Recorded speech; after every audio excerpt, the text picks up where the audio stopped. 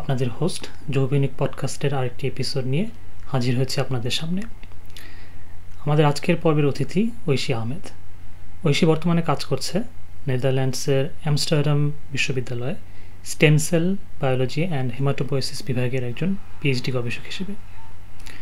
যৌবনিক পডকাস্টে আমরা জৈববিজ্ঞান বা বায়োসায়েন্সের বিভিন্ন বিষয়, অগ্রগতি এবং আবিষ্কার নিয়ে কথা বলি এবং আমরা চেষ্টা করি বাংলা ভাষাভাষী বিজ্ঞানী বা পিএইচডি শিক্ষার্থী যারা পৃথিবীর বিভিন্ন প্রান্তে কাজ করছেন বায়োসায়েন্স নিয়ে বা জৈব বিজ্ঞান নিয়ে, তাদেরকে এই পডকাস্টে হাজির করার এবং তাদের কাজ সম্পর্কে জানার।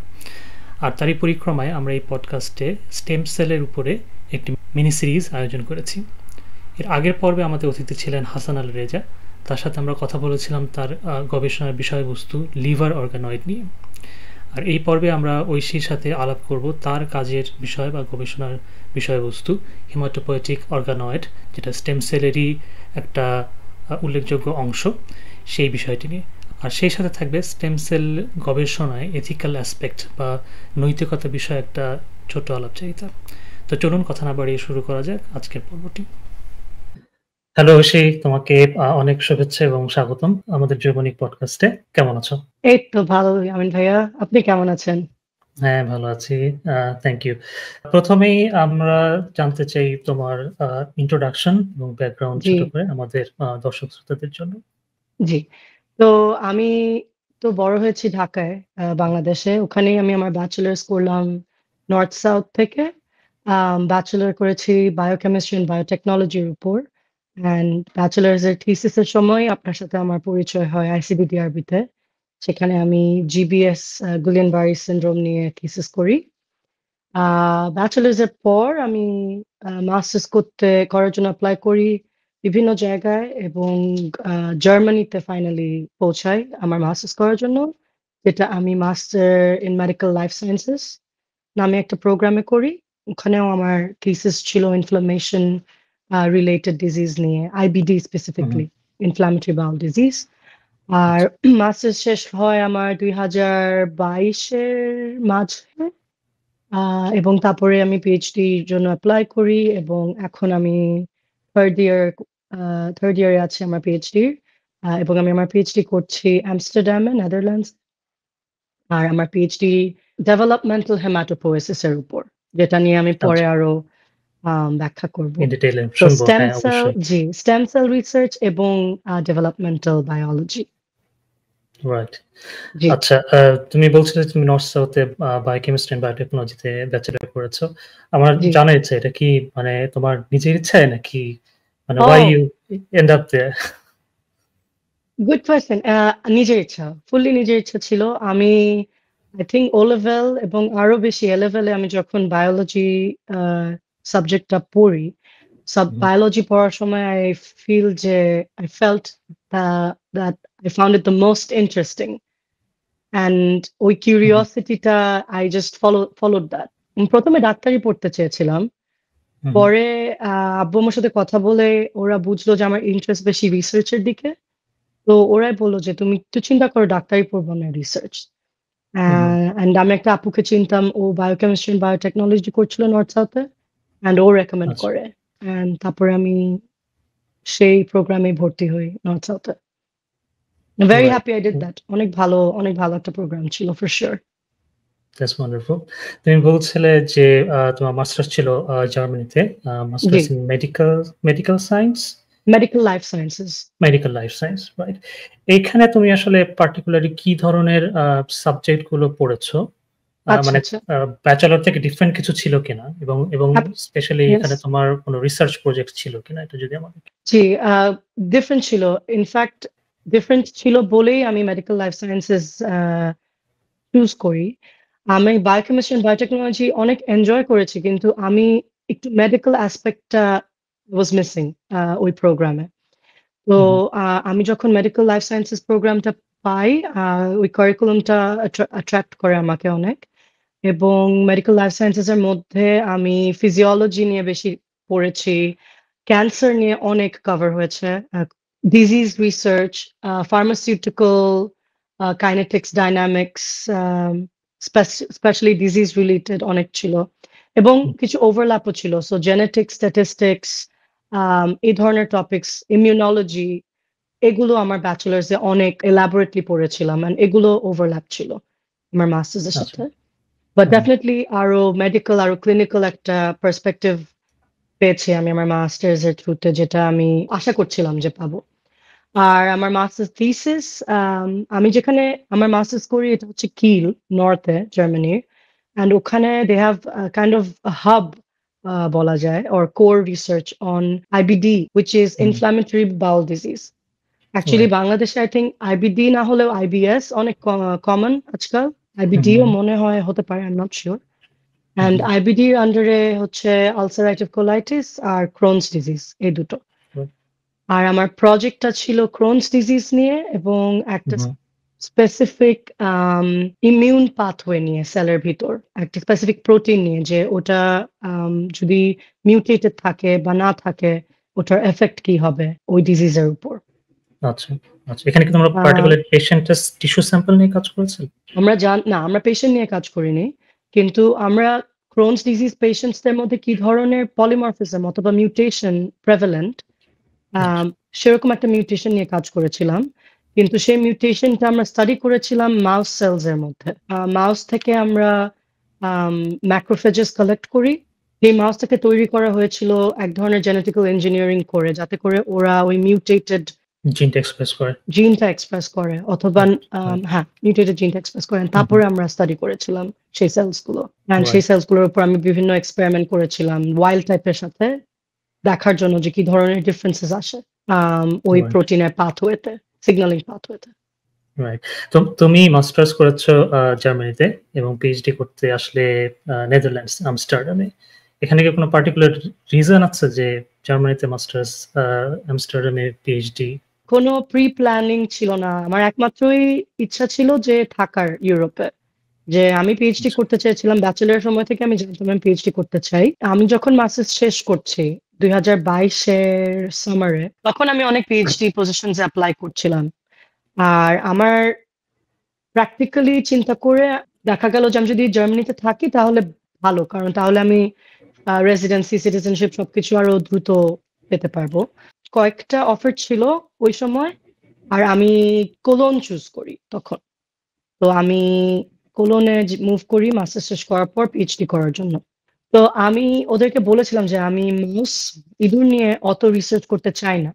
অপারেশন বলেন বা ইনজেকশন বলেন, সার্জারি, মানে আমি বেশি লাইভ অ্যানিমাল নিয়ে কাজ করতে চাই নাই। কিন্তু কিছু কিছু পার্ট অফ দ্য প্রজেক্টের জন্য আমার কাজ করতে হতো। তো অল্প কিছু করি, বেশি কিছু করি, আমার একই কোর্সটা করতে হতো জার্মানিতে সার্টিফিকেট পাওয়ার জন্য, যে আমি অ্যানিমালের সাথে কাজ করতে করার জন্য রেডি। সেটাকে বলে ফেলাজা। তো আমি পিএইচডি শুরু করার প্রথম দিনগুলোতেই ফেলাজা কোর্সটাও করি পাশাপাশি।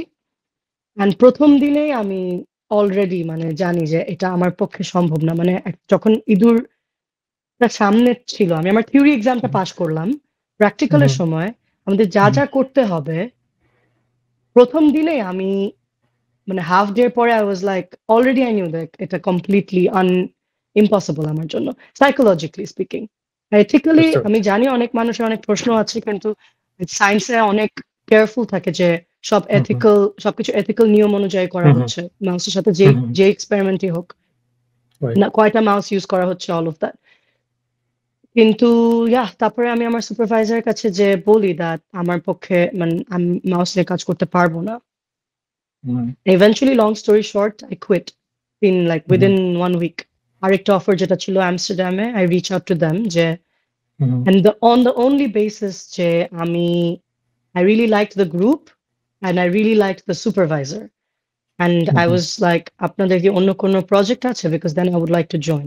একটা হচ্ছে আমার ড্রিম ছিল ইমিউনোলজিতে পারসু করার পিএইচডি। So ওই মুহূর্তে I closed that door almost, because immunology, most research you have to work a bit with mice. Not always, but often. And second জিনিস হচ্ছে projectটা was something different that আমি অত পড়াশোনা করিনি এটা নিয়ে। আর I mainly choose the project based on the supervisor, because already আমি শুনেছিলাম আরো কিছু প্রফেসর থেকে যে if for your PhD your supervisor makes it or breaks it more than your topic. I kind of follow that advice.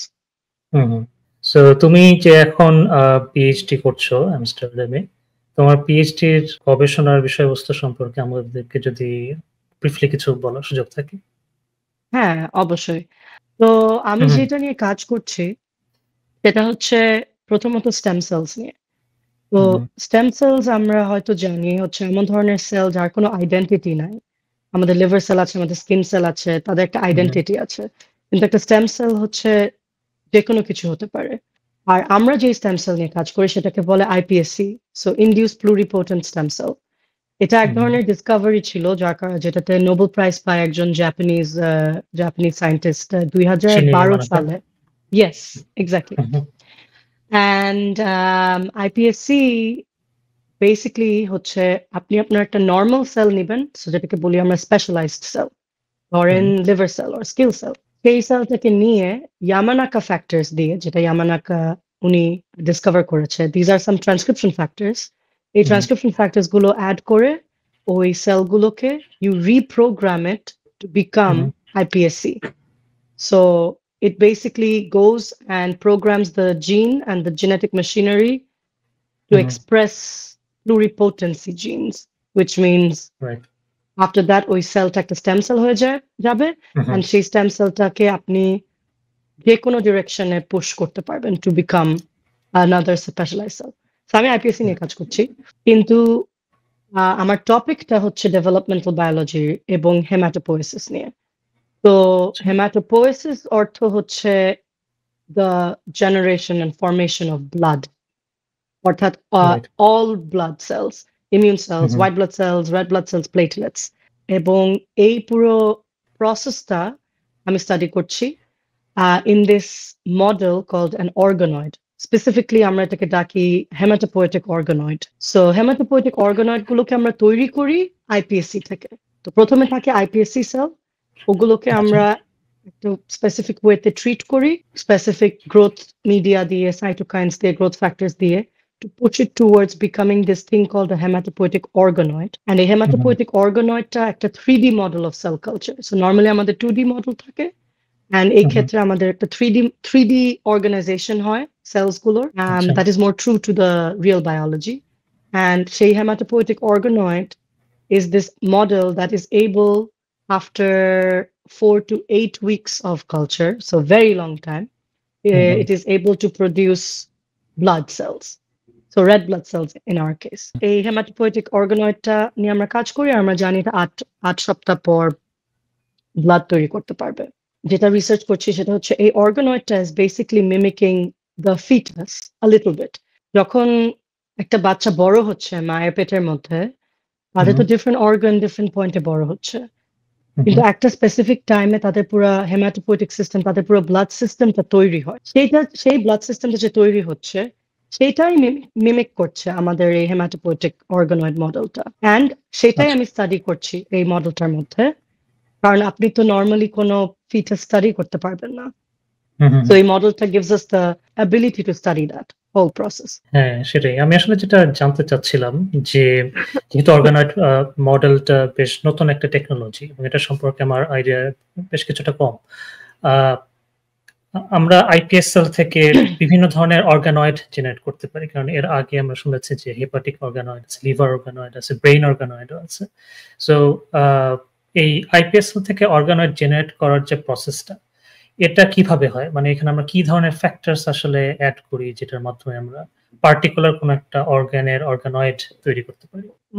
অনেক research group কাজ করছে এটা নিয়ে গ্লোবালি, কিন্তু কোনো একটা স্পেসিফিক প্রোটোকল সবাই ইউজ করে না। এক এক জায়গায় এক এক ধরনের প্রোটোকল আছে, যেটা কিছু ক্ষেত্রে কয়েকটা বেটার, কয়েকটা ওয়ার্স, অথবা কয়েকজনের জন্য কয়েকটা more suitable. আমরা যেটা ইউজ করি এটাকে এমব্রিয়েড বডি ফরমেশন হচ্ছে প্রথম স্টেপ এই প্রোটোকলের। যেটা আমরা করি হচ্ছে আইপিএসসি যখন আমাদের থাকে ডিশের মধ্যে, এই সেলগুলো by the way colony form করে, ওরা অ্যাটাচ করে অ্যাডহিরেন্ট, ওরা এরকম একসাথে হয়ে কলোনি ফর্ম করে, খুব ফ্ল্যাট স্ট্রাকচারস, এবং এগুলো যদি কোনো ধরনের ডিফারেন্সিয়েশন হয় তখন ওটা আমরা সাথে সাথে সরায় ফেলি যাতে ওরা আইপিএসসি থাকে। তারপরে আমরা যেটা করি, আমরা এক ধরনের এমব্রিয়নিক স্টেম সেল মিডিয়ার মধ্যে ট্রিট করি সেই সেলসগুলোকে আমরা ডিশ থেকে ডিট্যাচ করি, সিঙ্গল সেল বানাই এবং সেটাকে আমরা এক ধরনের স্পেসিফিক মিডিয়াতে দিই, যেটা এমব্রিয়নিক স্টেম সেলস কালচার করার এক ধরনের মিডিয়া, এবং সাসপেনশনে রাখি। কিভাবে সেটা করি? আমরা ওটাকে একটা শেকারের মধ্যে রাখি আর সাসপেনশনে রাখি। ইভেন্চুয়ালি যেটা হয়, ওরা একসাথে হয়ে দে ফর্ম দিস স্ফিয়ার্স, ছোট ছোট গোল স্ফিয়ার্স। দ্যাটস অলরেডি ওটা একটা 3D স্ট্রাকচার ক্রিয়েট করে, স্পন্টেনিয়াসলি ক্রিয়েট করে। আমরা ওটাকে অ্যালাউ করি যে স্পন্টেনিয়াসলি একটা 3D স্ট্রাকচার তৈরি করবে, এবং এই স্ট্রাকচার গুলোকে বলে এমব্রিয়য়েড বডি। এসেনশিয়ালি এই এমব্রিয়য়েড বডিটা is kind of like an embryo, kind of like early stages. এবং একটা স্পেসিফিক পয়েন্টে আমরা সেই এমব্রিয়য়েড বডিগুলোকে কালেক্ট করি, এবং সেই মুহূর্ত থেকে শুরু করে আপনি এটাকে ব্রেইন, হেপাটিক, কিডনি, যে ডিরেকশনে নিতে চাবেন নিতে পারবেন, অ্যাজ লং এজ রিসার্চটা করা হয়েছে সেটার জন্য। তো আমাদের ক্ষেত্রে সেটা হচ্ছে হেমাটোপোয়েটিক ডিরেকশন। সো তখন আমরা মিডিয়াটা বদলিয়ে ফেলি, এবং আমরা কিছু স্পেসিফিক মিডিয়া আছে যেগুলো হেমাটোপোয়েটিক নিশ যেটাকে বলে, অথবা হেমাটোপোয়েটিক এনভায়রনমেন্টকে সাপোর্ট করবে, সেই মিডিয়াতে তখন আমরা ওই এমব্রয়েড বডিগুলোকে দেই। আরো কিছু স্পেসিফিক সাইটোকাইন গ্রোথ ফ্যাক্টরস আছে, ওগুলো আমরা দেই। এটা দেওয়ার পরে প্রত্যেক সপ্তাহ আমরা we take care of it, অনেক you have to take care of it a lot, এবং তারপরে you start to see it's forming this very complex structure of an অর্গানয়েড। So কিছু stromal cells আছে, একটা core আছে, and then eventually also see যে blood cells, early blood cells produce করছে।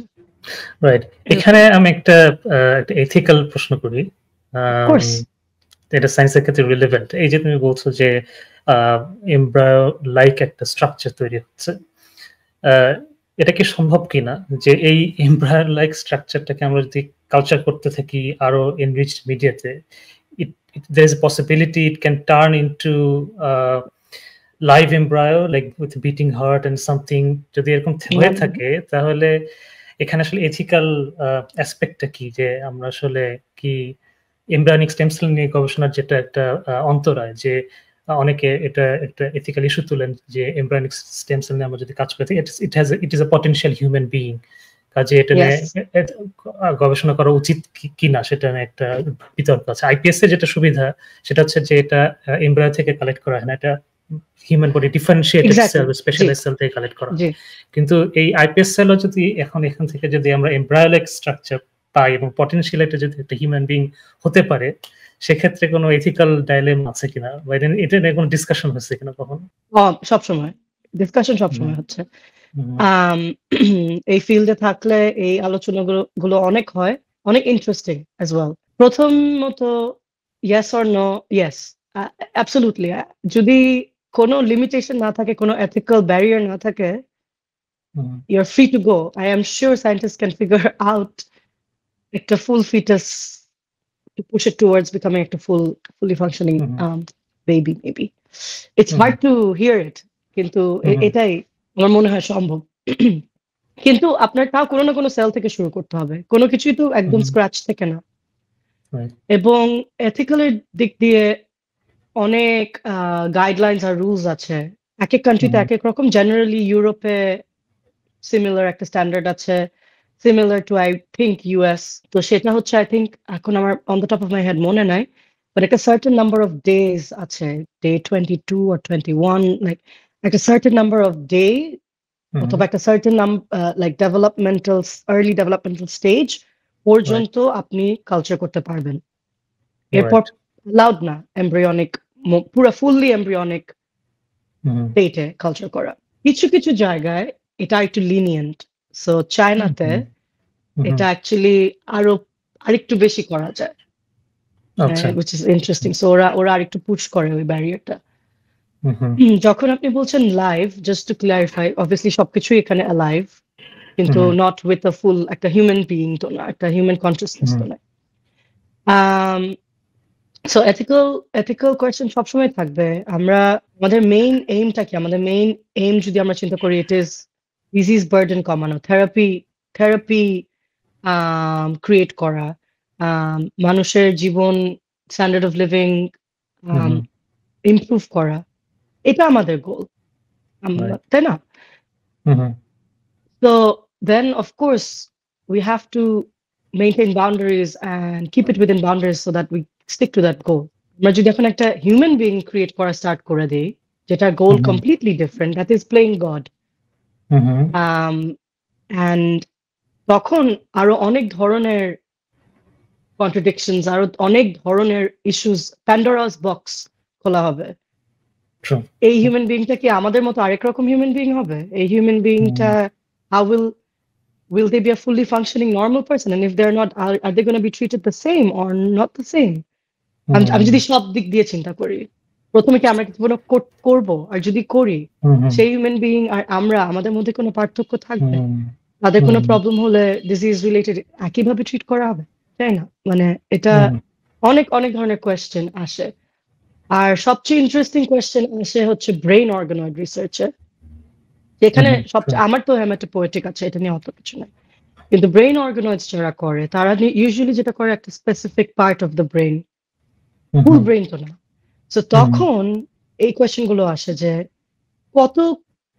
কোন লেভেলের কমপ্লেক্সিটি পর্যন্ত এই অর্গানয়েডটাকে ডেভেলপ করবে ওরা, কোথায় ওরা লাইন ড্র করবে, when it has the ability to feel pain, when it has the ability to have a consciousness. তো সেখানে সবচেয়ে অনেক অনেক ধরনের ডিবেটস হয়, and সবচেয়ে ডিফিকাল্ট পার্ট এথিক্যাল ডায়ালেমা, and সায়েন্টিস্টদের মধ্যে এক ধরনের আলোচনা হয় যেটা এখন আমার আপনার মধ্যে হচ্ছে, কিন্তু যখন আপনি সাধারণ মানুষের সাথে এগুলো নিয়ে কথা বলবেন তখন গ্যাপটা কিন্তু আরো ওয়াইডার, আরো বেশি, তখন আরেক ধরনের আলোচনা হয় আর কি। রাইট রাইট মানে সেজন্য আসলে আমাদের যারা সায়েন্সে আছে, সায়েন্টিস্টদের উচিত মানুষের কাছে রিচ করে এবং তাদের এই গ্যাপ গুলো আসলে কমিয়ে নেওয়া। এটা থেকে আসলে আমি পরের প্রশ্ন যেটা করব, যে তুমি যে হিমাটোপোয়েটিক অর্গানয়েড তৈরি করছো, এখান থেকে কি দেখতে চাও, মানে কি ধরনের, কেন এটা তৈরি করছো? The purpose, আমরা অ্যাকচুয়ালি অনেকজন মিলে এটার উপর কাজ করছি, একটা বড় কনসোর্টিয়ামের পার্ট। এখানে নেদারল্যান্ডসে ডিফারেন্ট ইউনিভার্সিটিজ আছে, আর ইউকেরও কিছু আছে। আর আমাদের পারপাস হচ্ছে টুফোল্ড। তো প্রথমত দ্য বিগ পিকচার হচ্ছে we want to make blood, so it can be the final red blood cell, যেটা আমরা অলরেডি আগিয়ে আছি এই পার্টটাতে, or অন্য ধরনের সেল, হোয়াইট ব্লাড সেল হতে পারে, প্লেটলেট হতে পারে, blood cells as well as hematopoietic stem cells, অর্থাৎ আমাদের বোন ম্যারো সেলস, যেগুলো থেকে সব ধরনের ব্লাড সেলস তৈরি হতে পারে, দি অরিজিন অফ ইট, যেটা লিউকেমিক পেশেন্টস যাদের ব্লাড ক্যান্সার তাদের দরকার হয় এবং খুবই ডিফিকাল্ট হয় to find a match.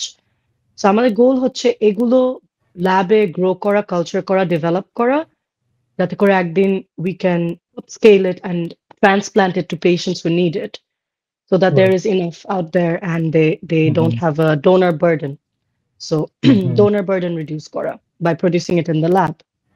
But the second part here is, since the reason why doing it through iPSC এবং organoids, এটা করার ফলে যেটা সম্ভব হবে হোপফুলি, একজন পেশেন্ট যে ধরেন লিউকেমিয়া এবং ওনার বোন ম্যারো দরকার, ম্যাচ ডোনার পাওয়া খুবই ডিফিকাল্ট, কিন্তু আমরা যদি ওনার একটা হেলথি সেল নেই, স্কিন সেল নেই ফর এক্সাম্পল, এবং আমরা সেটাকে ট্রান্সফর্ম করি টুয়ার্ডস অ্যান আইপিএসসি সেল, এবং তারপরে সেই আইপিএসসি সেলটাকে আমরা এমব্রিয়য়েড বডি অর হেমাটোপোয়েটিক অর্গানয়েড এই প্রোটোকলের মাধ্যমে তৈরি করি, তখন we will be able to have the blood cells অথবা hematopoietic stem cells যেগুলো সেই পেশেন্টটাকে ফেরত দিতে পারবো through a transplant or transfusion. Right. So এই মেটেরিয়ালটা কোথা থেকে আসলো? ওনার নিজের সেলস থেকে এসেছে।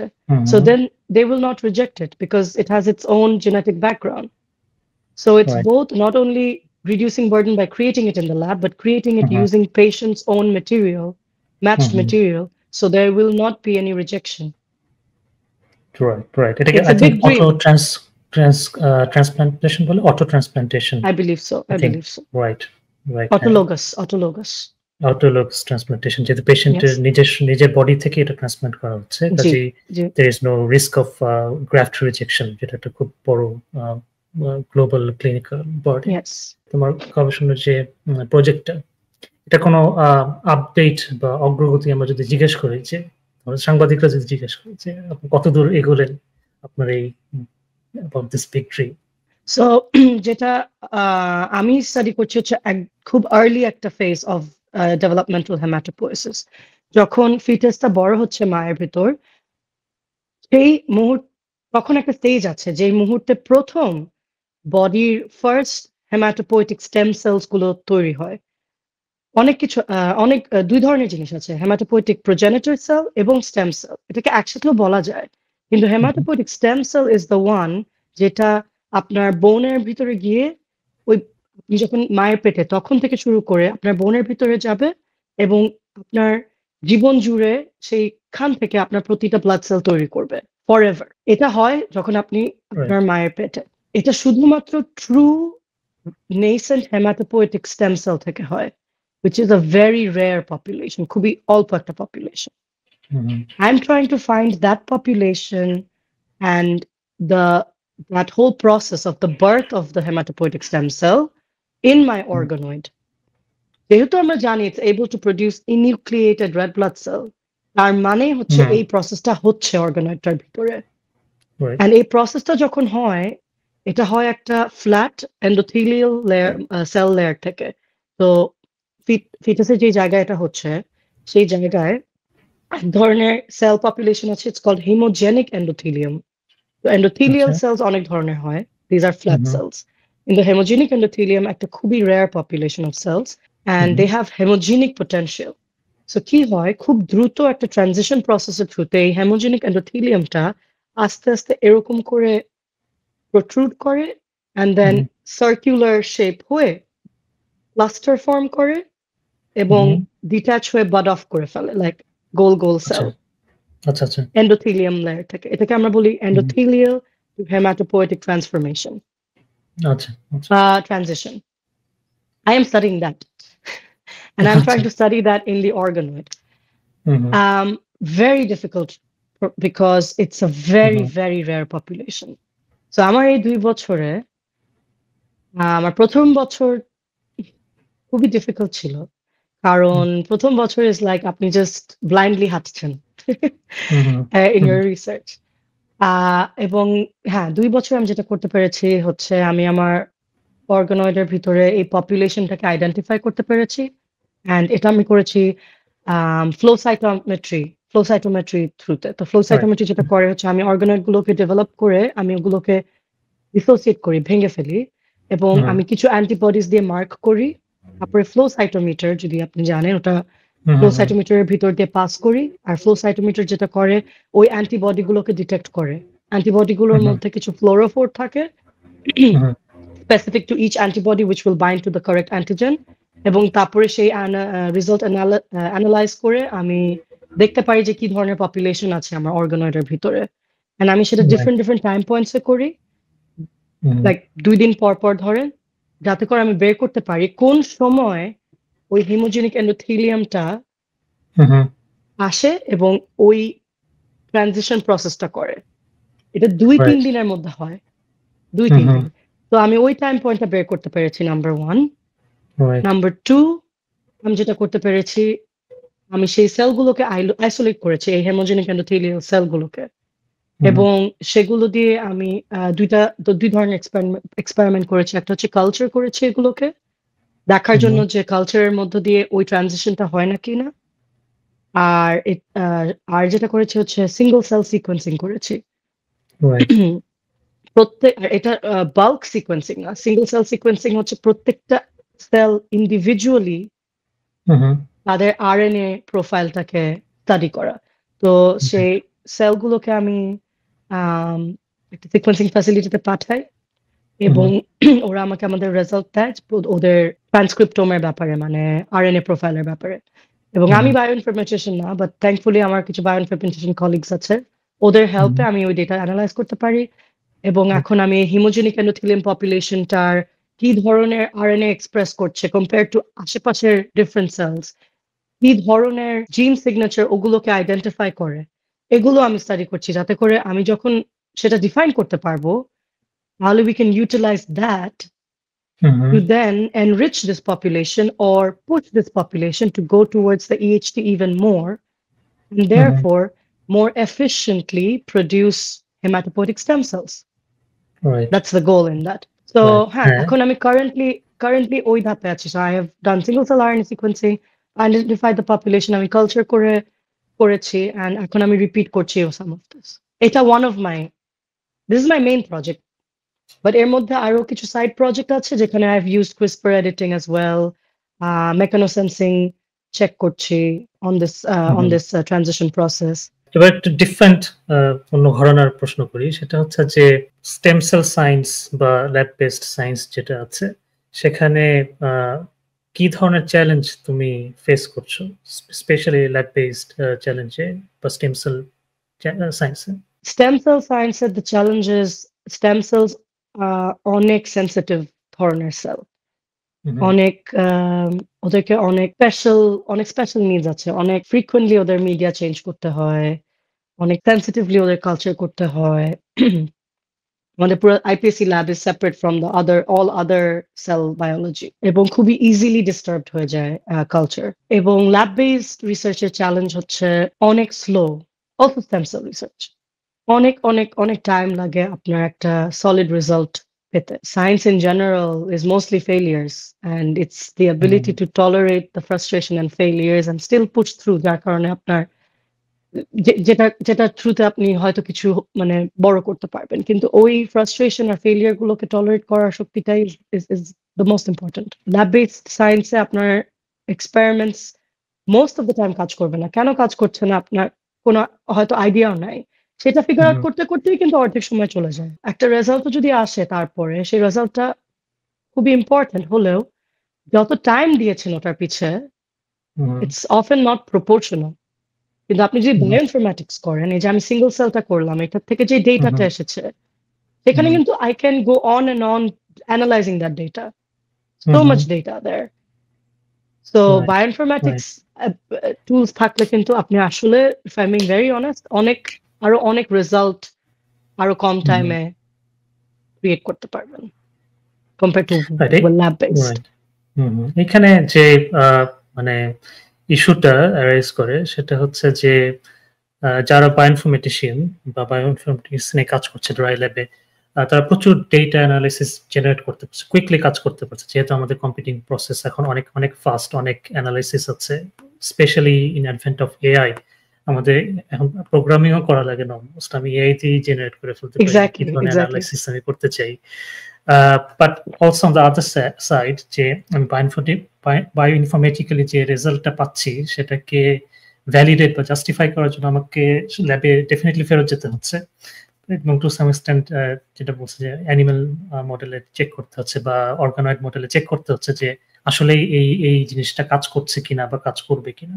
এইখানে আসলে মানে কি মনে হয় যে কিভাবে জিনিসটার মানে আমরা মানুষকে এনকারেজ করতে পারি, কারণ মানুষ এখন বেশি দেখা যাচ্ছে বেশি ঝুঁকছে বায়োইনফরমেটিক্স এর দিকে, কিন্তু এট দ্য সেম টাইম আমরা আসলে চাই যে ল্যাবেও কাজটা হোক বা ল্যাবেও কাজটা আগাক। So what would be your advice, যে এখন যারা সায়েন্স আসতে চায় তাদের প্রতি কোনো অ্যাডভাইস আছে কিনা এই ব্যাপারে?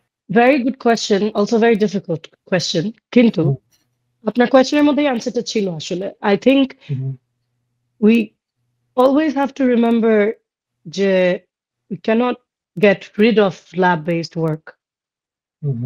আমাদের ল্যাব বেসড ওয়ার্ক পাশাপাশি থাকতে হবে। বায়োইনফরম্যাটিক্স অনেক important, but bioinformatics gives us the direction, the clues, যে এই রেজাল্টটা সিগনিফিকেন্ট, এই প্রোটিনটা সিগনিফিকেন্ট, এই পাথওয়েটা হাইলাইটেড হচ্ছে। So then I have the clue, খুব দ্রুত ক্লুটা পেয়ে গিয়েছি। সো আমি টাইম ওয়েস্ট করছি না বামে ডানে থাকায়, আমি জানি যে আচ্ছা এইটা মেক্স সেন্স। সো তখন I have to take that road and then go to the lab and then do my experiments on that.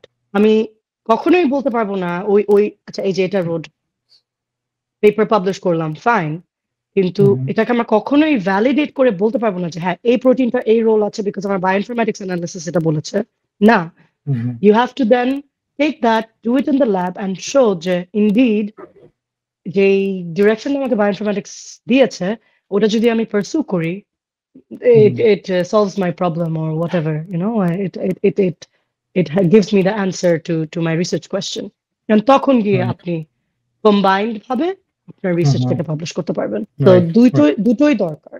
কিন্তু bioinformatics is definitely a very, very big advanced tool that we have right now যেটাকে we have to utilize to our Rightly best or of correctly. abilities. Yes, Mhm. and Right. correctly. আচ্ছা, আমাদের podcast আমরা প্রায় শেষের দিকে। আমরা জি। যে প্রশ্নগুলো আমাদের অতিথিকে করি সবসময়, any recent discovery বা any update বায়োসায়েন্সে যেটা তোমাকে অনেক এনকারেজ করে যে এটা হয়তোবা নেক্সট ডিকেডসে বা এই দিস ডিকেডসে আমাদের যে ডিসকভারি বা আবিষ্কার সেটাকে অনেক অনেক বেশি পুশ করবে বা খুব চমকপ্রদ আবিষ্কার আমরা যেটাকে বলে থাকি বাংলায়, এরকম কোনো টপিক নিয়ে বলতে চাও কিনা? এখন আমার মাথায় যেটা আসছে অ্যাকচুয়ালি হচ্ছে এআই। সো হয়তো জানেন কিছু আর্টিফিশিয়াল ইন্টেলিজেন্স মডেল আসছে এখন যেগুলো দিয়ে আপনি আপনার ল্যাবের ড্রাগ ডিসকভারিজ, ড্রাগ স্ক্রিনিংস গুলোকে চেক করতে পারেন, ভ্যালিডেট করতে পারেন using artificial intelligence. So artificial intelligence আপনাকে বলতে পারবে আপনার ড্রাগের স্ট্রাকচার দিয়ে ড্রাগ টার্গেটস কি হতে পারে না হতে পারে। অলসো আর্টিফিশিয়াল ইন্টেলিজেন্স দিয়ে আপনি অনেক সময় পেশেন্ট আউটকামস একটা ড্রাগ ইউজের কারণে কিরকম হবে বা না হবে আর্টিফিশিয়াল ইন্টেলিজেন্সের মাধ্যমে আপনি অনেক সময় সেটা প্রেডিক্ট করতে পারেন।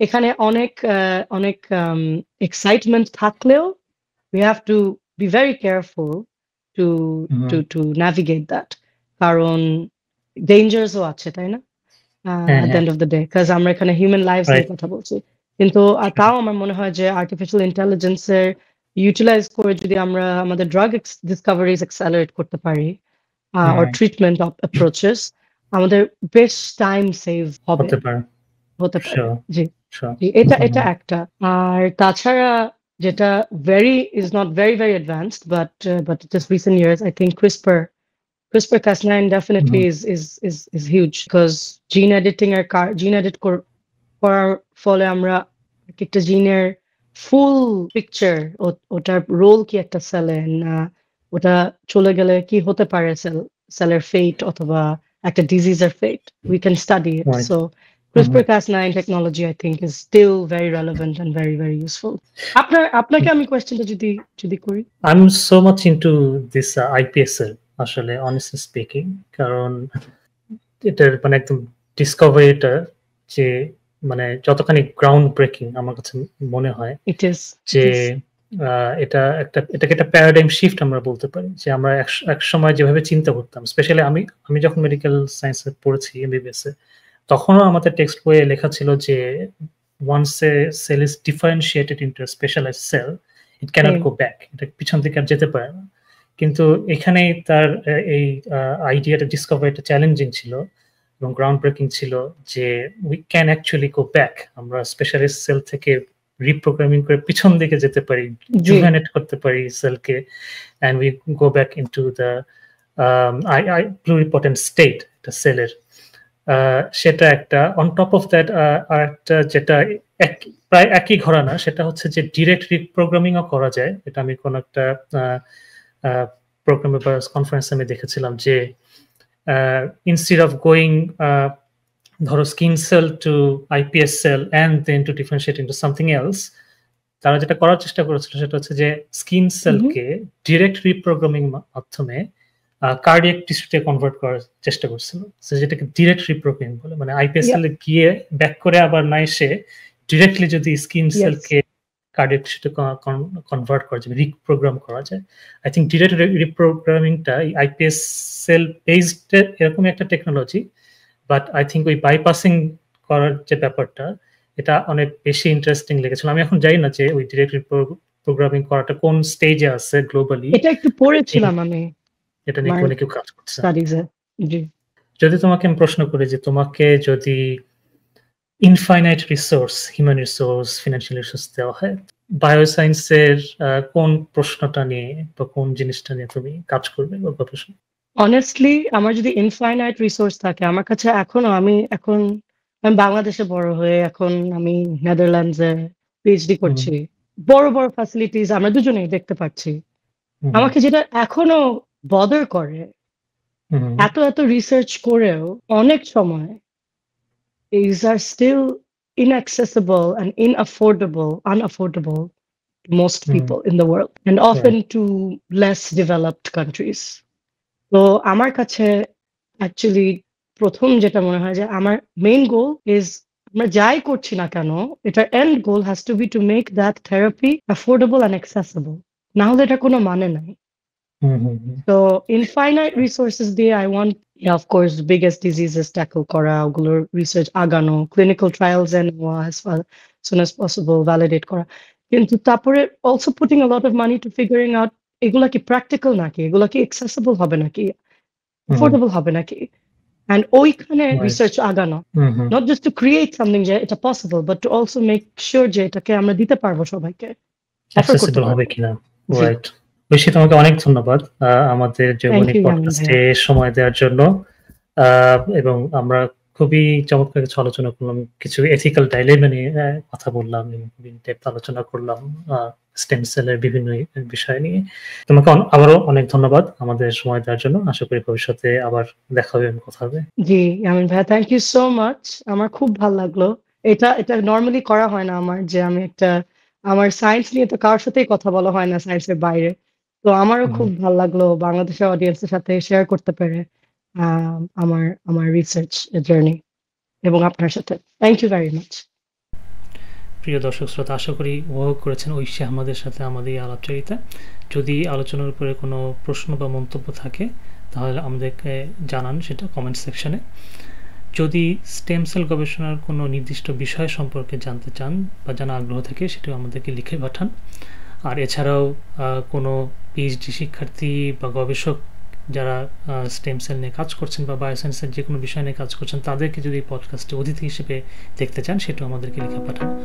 আপনাদের মন্তব্যের অপেক্ষায় রইলাম। পরবর্তী পর্বের জন্য সাবস্ক্রাইব করুন ইউটিউব চ্যানেলে এবং সাবস্ট্যাক ব্লগে। আমাদের সাথে থাকার জন্য অনেক ধন্যবাদ।